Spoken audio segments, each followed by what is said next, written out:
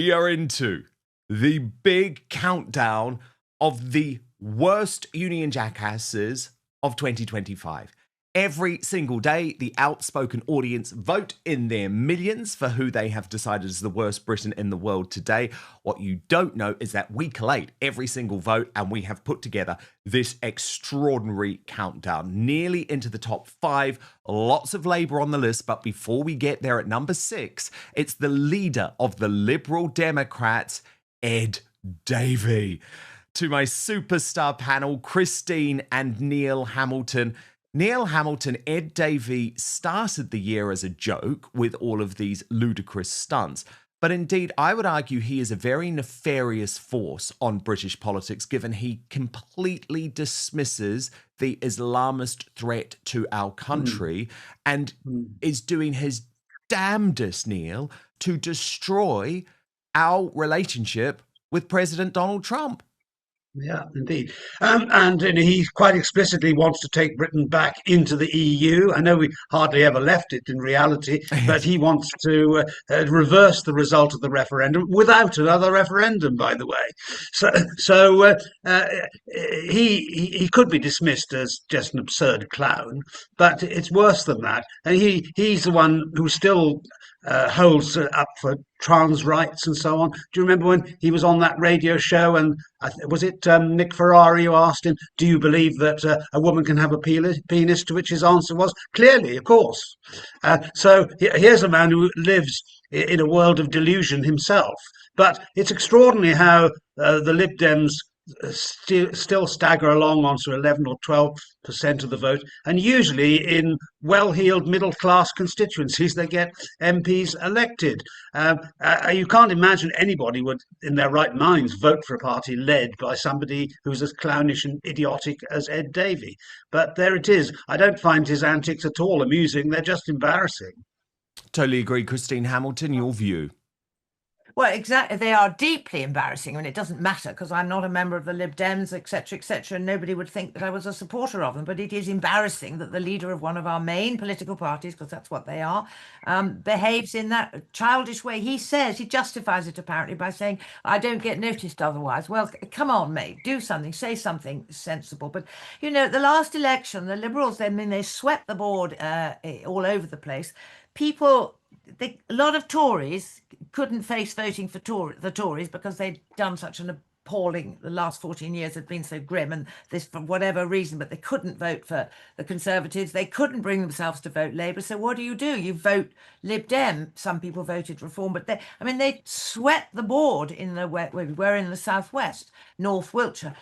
They swept the board down in our part of the world. They completely did. And if we're not careful, they'll do it again next time. But Reform now have got time to come up on the rails and get themselves bedded in. But the Lib Dems, they've been terribly clever in politics. They've been the underdogs for all these years. And they were the ones who invented cracked pavement politics. And they got people in at local council level. And Reform have learnt the lesson, and they're doing the same now. Get people elected to local councils, get them to take an interest in people's little problems, big to them, but basically little problems. And that's how they've done it. And they've worked their way out very successfully. But I still think for a large number of people, the Lib Dems are a protest vote. Yes, indeed. Indeed. Very good point. Okay, we are into the top 5, and this is where things get juicy.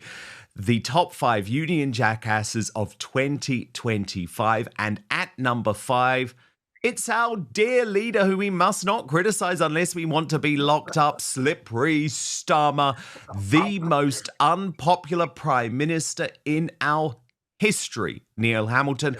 It's very hard to think that this time next year we'll be talking about him as prime minister. Yeah. It is extraordinary. He is the most boring man in the world, isn't he? He has no political instincts or skills whatsoever. He's guaranteed to press the wrong button every time, isn't he?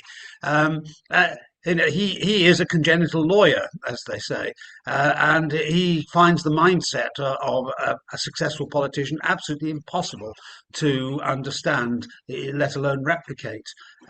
Again, in a way, he's so dismal, you almost feel sorry for him. I don't feel sorry for him at all, of course, because of the enormous damage which he's inflicted upon our country and continues to day in and day out. But the Labour Party are obviously very, very desperate to get rid of him now by any means that they possibly can. All the stuff about Andy Burnham over the weekend and so on. There's clearly, leadership campaigns that are getting off the ground. Wes Streeting, Angela Rayner, the creature from the Black Lagoon, coming back to claim her patrimony. There are so many undercurrents going on here that it's difficult to imagine that Starmer can last for the rest of this parliament. I mean, he is obviously a wounded creature. He'll just limp along. But if he survives, it'll be because there are so many people competing for the title that they neutralise each other, cancel each other out. But that's a great accolade, isn't it, for success in politics? That I'm not as bad as all the others, and he survives because they all kill each other. So that's the modern Labour Party. Hopefully, they'll all be consigned to oblivion in the next election. Christine, worst prime minister in history. I know, it's wonderful, isn't it? And it would probably get even worse. I mean, the Labour Party look at the number of Tory prime ministers we had in recent years because of the system that the Tory party have. It's much easier to get rid of a prime minister. For Labour, as Neil has mentioned, all these other candidates, you have to get 80 MPs coalescing round one person. You either got to get 80 for Wes, 80 for Angela, 80 for Andy, and that is a much higher hurdle. And I think that's the only reason he survived, because the hurdle is quite so big.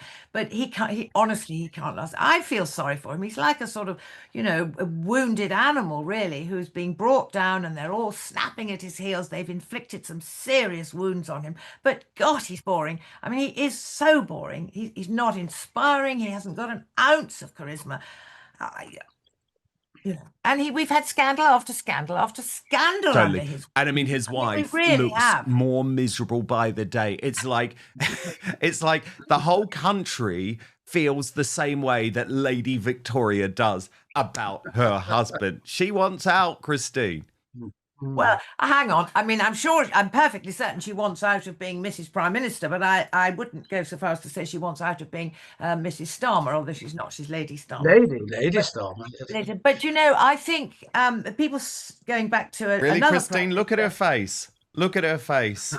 I think she's utterly miserable. Well, we all take bad photographs at times. We really do. But do you remember when Rishi Sunak suddenly surprised everybody by announcing the election? I think I have had enough. Yeah. I simply can't be bothered to do this any longer. It's awful. So I think maybe Keir Starmer will get to that phase. And yet, well, you've picked all the right photographs, of course, of her looking grim in her Lord Alley dresses, by the way.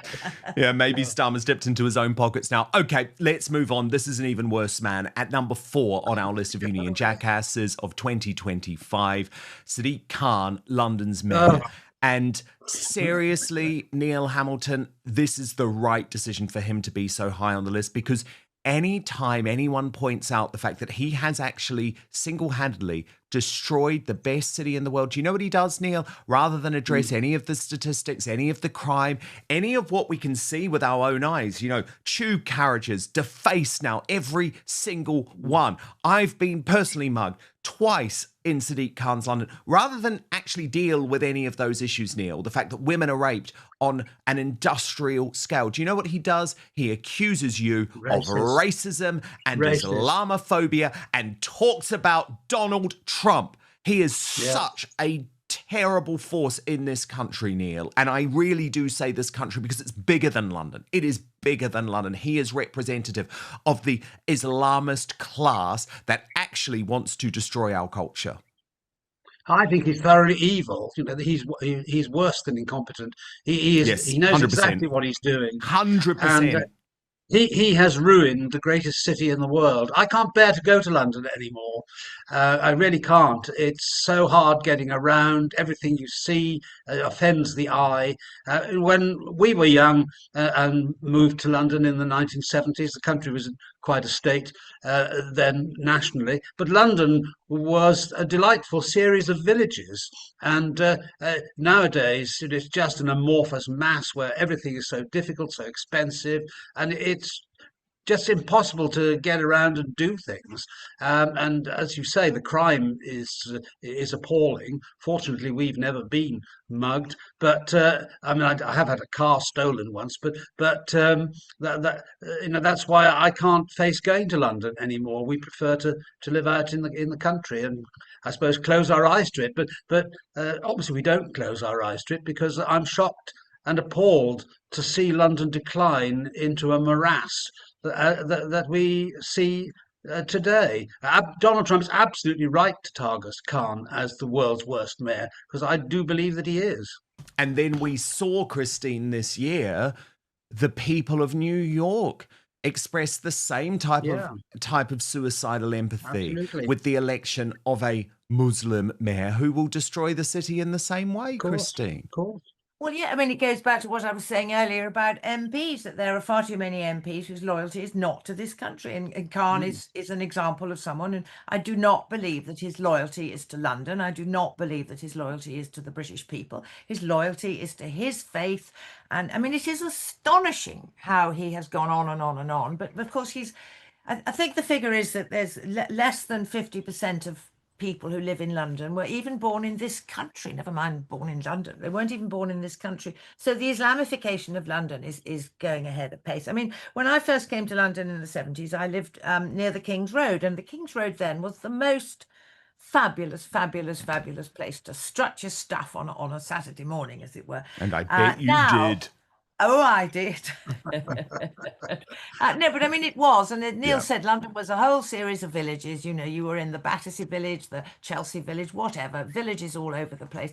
And it was a fabulous city to live in. I mean, we do go to London occasionally because there's a lot in London which you can't do anywhere else. But I don't have any joy going to London. No, and it's totally changed.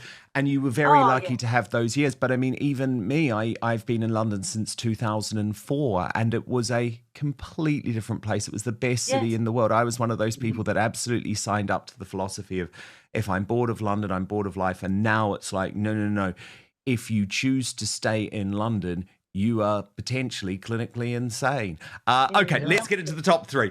At number 3 of our worst union jackasses of 2025, it's Mad Miliband. Yes, that's right. The Environment Secretary who Slippery Starmer was unable to remove from his job this year. And Neil, when you look at individuals in this government who are destroying our quality of life, our way of life, our economy, he has to be top of the list. He is a zealot. He is utterly deranged when it comes to his eco-extremism. And the damage he is doing to us, Neil, is potentially going to be irreversible. Right from the opening line, the tone is set, attention addiction masquerading as commentary. The Meghan Markle comparison isn't accidental, it's the archetype of celebrity grievance politics. The accusation here isn't obscurity, it's being visible for the wrong reasons, which in modern media is often worse than being invisible. This is about manufactured relevance, not achievement. This framing is brutally clever, it weaponizes audience participation. Every vote is a psychological contract. You helped build this list, now own the verdict. Notice how this instantly legitimizes outrage. It's not elitist opinion, it's the people have spoken. This is where mockery turns into warning. Yes, Davey is framed as absurd stunts, gimmicks, cringe politics. But the panel pivots fast, he's not harmless. Key accusations. Wants EU re-entry without another referendum. Dismisses national security threats. Prioritizes ideological purity over biological reality. Uses performance politics to distract from policy extremism. The real charge? He hides radicalism behind slapstick. This section exposes the uncomfortable truth. People don't vote Lib Dem because they believe, they vote because they're politically homeless. The Lib Dems thrive on Tory disgust, Labour rejection, low information local politics. This isn't popularity, it's default voting. The panel eviscerates Starmer not as evil, but as empty. Core themes. No instinct. No charisma. No political soul. Survives only because rivals cancel each other out. This is leadership by absence, not authority. The most damning line? He survives because everyone else destroys each other. That's not success, that's decay. This section screams terminal decline. Starmer is framed as a wounded animal, a placeholder, a man already being plotted against. Even his wife is pulled into the symbolism, fair or not, because politics today is optics first, substance second. The message is brutal. If even your own party is circling, you're finished. This is the most emotionally charged segment, and deliberately so. The accusation is total. Crime denial. Race-baiting deflection. Cultural erosion. Governance by accusation. Rather than rebut statistics, Khan is accused of weaponizing identity to shut down debate. Right. In the 18th century, Britain led the world with the Industrial Revolution. Ed Miliband is leading the world in the de-industrial revolution. He has wrecked our industries, all our heavy industries, our manufacturing industries that depend upon energy prices to remain competitive. He has wrecked them all. Steel, glass, concrete, even now pharmaceuticals are under threat because our energy costs for companies are the highest in the world, 4 times what they pay in the United States, for example, for industrial electricity. And it's all because Miliband has this crazy idea that Britain, which contributes 0.7% of world CO2 emissions, if you think this is important at all, which I don't, but we produce less than 1% of the world's CO2 emissions. China produces over 30%, and 60% of their power needs are met by their coal-fired power stations. And they've got 250 of them currently in construction, not just in China, but also around the world. They're exporting coal-fired power stations to other parts of the world. And so they couldn't care less about global emissions. We've achieved our cuts in CO2 emissions by exporting our industries to other countries so that they can have our CO2. And this is the lunacy of Miliband. He is impoverishing our people. It's the biggest transfer of wealth from the poor to the rich in our lifetimes, and he is personally responsible. He was responsible for the Climate Change Act of 2008, under which all this madness is being forced through. Of course, the Tories were complicit in that, but it was his bill. And even then, in the impact assessment to the bill back in 2008, it was estimated to cost 18 billion a year. Well, we now have the figures, it's 25 billion a year that we as taxpayers and consumers are being forced to pay up for his crazy schemes for wind and solar. Britain is one of the worst countries in the world for solar energy. The World Bank produced a study of 250 countries who's the most suitable. The top of the list was Namibia, which is a great help, isn't it, because nobody lives there. But at the bottom of the list was the Republic of Ireland, and we were 249 next to the Republic of Ireland as the least suitable country in the world for solar energy. And yet there is a proposal to put 2,500 acres of solar panels around us where we live in North Wiltshire, all of which will be paid for by the British taxpayer and consumer, because none of these projects would ever get off the ground were it not for taxpayer subsidies and companies being forced to buy renewable electricity at twice the price of gas-fired electricity. And the man is an absolute lunatic, and he should be put in a straitjacket and put away forever. He should. Do you agree, Christine? Of course I do. I mean, we are personally affected by his lunacy because, as Neil says, there's a plan for this vast solar industrial.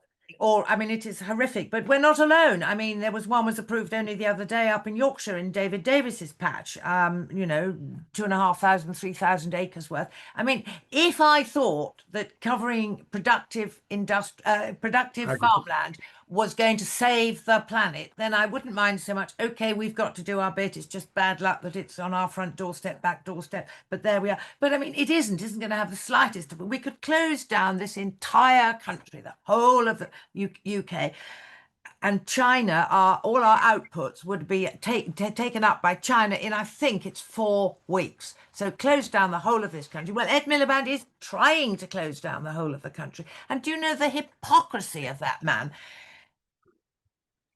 anyone who objects to all his clean energy bollocks is a NIMBY. What did his wife do when, where they live in smart arse Islington somewhere, they were going to put up a block of flats further down their road, which she didn't think would fit in with all their beautiful, genteel, probably Georgian terraced houses. So she objected. She was a NIMBY, but that's fine. But anybody else who objects to his plans, I think he's seriously short of pins up here. I mean, a bacon sandwich, and we know we don't want to see him eat one of them. Okay, we're nearly there. We are nearly into the Union Jackass of 2025. Don't go anywhere. Who do you think is going to take the top spot? This is according to your votes throughout the year, remember, but the runner-up may surprise some of you. It's Narendra Kaur. Christine Hamilton.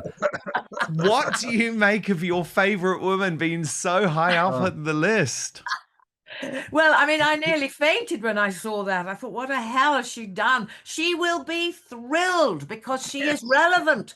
She is relevant. She'll be horrified that she's not number one. She will think that it's wonderful. Her big fear in life is being overlooked. I mean, look at, she's never recovered from not being chosen for Strictly, because on Strictly they want people who the audience are going to warm to, and you cannot warm to Narendra. I mean, look at her. She is the most hideous woman, and I'm not talking about the way she looks. I'm just talking about she's a bit like Meghan Markle, you know. She's just desperate to be noticed, to be important, to be relevant, and she's none of those things. She is noticed, but for all the wrong reasons. I don't know what she's done over the years.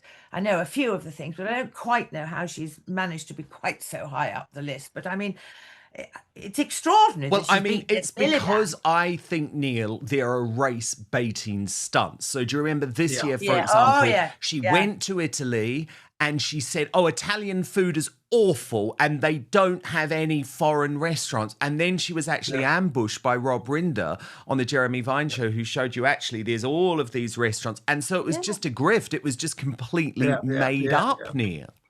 Yeah, indeed. Well, I've had the misfortune of appearing on panels with her on GB News years ago, and she is the most irritating person you could possibly sit next to. But it's obvious what her game was. As you say, she's a grifter. Really, she's manufacturing a personality for herself on being annoying in order to get publicity and create a career on the back of that. Doesn't seem to have been too successful, if I may say so. But nevertheless, I don't see her any longer. I don't know where she operates from or what she does. X, I guess. X, which is actually a free speech platform, and Elon Musk won't be trying to cancel her, even though she'd love anyone on the right to be cancelled. You're quite right, Dan. I think it was you who said it. She's a race baiter. She wants you to say something racist about her. It's what she tries to get people to do. She's race baiting and grifting. Horrific. Yeah. Okay, so who do you think's at number one? Have you worked it out yet? We have counted down the top 49 Union Jackasses of 2025 as voted for by you every single day here on Outspoken. Thank you for your votes, by the way. I love the interaction. And so this is your choice. The biggest Union Jackass of 2025 is none other than Rachel Thieves, Rachel from Accounts, however you want to brand, the Chancellor of the Exchequer. And I think, Neil, the moment that probably sewed this up was, do you remember when she burst into tears and started sobbing during PMQs? And it's like, Rachel, that's how we all feel about what you are doing to us. What you are doing to our economy, what you are doing to our taxes. It is a disgrace. Yeah. We are sobbing, Rachel. And the fact that you sob because you were worried about losing your damn job rather than destroying the economy says it all. Yeah, absolutely. But, you mustn't overstate her qualifications, Dan. She's not Rachel from Accounts. She's Rachel from Customer Complaints. She didn't even get as far as the Accounts department. and that is the truth. She doctored her CV Yep. to try and make us think that she was this great economist from the Bank of England. But all she did was collate complaints to the Bank of England. My goodness, the complaints bag must be full today if it never was before, as a result of the calamity which she's visited upon us all in the United Kingdom. And she is, a kind of bull who carries her own china shop around with her, smashing everything wherever she goes. She's completely and utterly clueless, totally unfitted to be Chancellor of the Exchequer. She's in the sort of Diane Abbott league, I think, of incompetence. At least Diane Abbott you can laugh at. Rachel Reeves, she looks as though she drinks a pint of vinegar for breakfast every morning, I think. She's such a miserable creature. And that hectoring voice as well. Robotic. And she's so self-righteous, like all these people. I mean, Margaret Thatcher once said to Christine, socialist women are awful. Well, this one is worse than awful. Oh my God, Christine, is that true? You've got to tell me about that, Christine. I love that. Yes, it was one of my favourite moments. I found myself all alone with Margaret in her room behind the Speaker's chair, where the Prime Minister has his or her room. I know, and Neil went off to vote with another colleague who was there. It was just after he'd won his libel action against the BBC, and she invited Neil and Gerald Howarth, who was the other litigant, to go and share a drink and a whatever. Anyway, they went off to vote. She was paired. And so I had this wonderful 10 minutes, quarter of an hour, all alone with the great lady. And she vouchsafed to me exactly. She patted me on. She said, Christine, socialist women are awful. Do you know what? But, to we go back... We can't better that, Christine. I mean, No, that I is know, literally the perfect description of Reeves. Exactly. But just to be serious, I mean, that was serious, but to be, go back to Rachel Reeves, what really I can't forgive her about else. I mean, she's destroying the British economy. She's destroying people's lives. I mean, if you own a pub or you go to your local pub, she's doing all that. But what she is doing is so reprehensible to the, what is the word for women? I can't get the word properly. She said, "Oh, I'm the very first female Chancellor of the Exchequer." Well, I'm sorry, you're about the worst Chancellor of the Exchequer I can think of. Neil will know probably worse ones. But she has let down the side. She has completely and she lied. let down the sisterhood. She lied. It was fraudulent. Chess business. She lied about this. She lies about that. And if she was really upset about something else that day in the Commons, frankly, tell us about it. Tell us. We don't mind. If you really had, if your father was dying or your sister was whatever. Yeah, but there was nothing. There was nothing because apart if from there her was, job, her career. Told. That's it. Exactly. That's all that matters to her. Okay. Worst Union Jackass of 20. Just very, very yes, briefly, please. What did you see her the other day on the Treasury Select Committee when she basically said, Starmer is in this with me. I didn't do it alone. He was there every step of the way. I go, he goes. Exactly. They're totally tight. It's a bit like Prince Harry, Meghan Markle.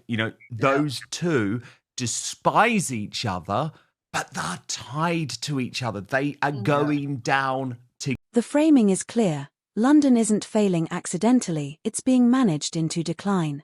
This is where the commentary becomes existential. Miliband isn't criticised, he's depicted as dangerous. Main charges: energy policy destroying industry, offshoring emissions to feel virtuous, making Britain poorer to appear greener, subsidy addiction, ideological blindness. The China comparison is devastating. Britain sacrifices itself while others laugh.